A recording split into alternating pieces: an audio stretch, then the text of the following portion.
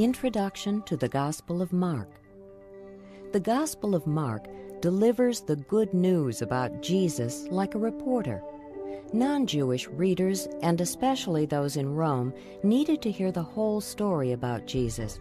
They needed to know the facts surrounding his life, death, and resurrection. So Mark outlined the life events and actions of Jesus. Details of interest to Jewish readers are left out. There's no genealogy to prove Jesus' right to the throne of David, and there's little criticism of Israel's religious leaders.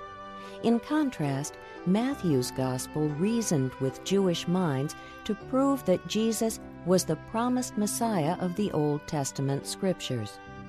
Many believe that this Gospel was the first of the four Gospels written in the AD 50s or 60s, but before the destruction of Israel's temple in AD 70 by the Romans.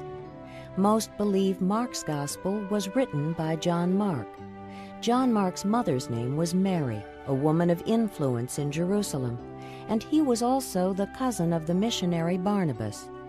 John Mark, usually called simply Mark, was not an apostle, but he accompanied Paul and Barnabas on their first missionary journey.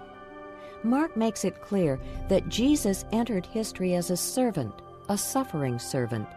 He came not as a conquering king, but to sacrifice his life.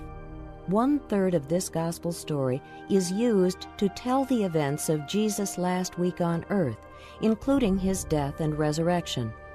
Listen now to Mark's report of Jesus' life as the Savior of the world and the model servant for us all.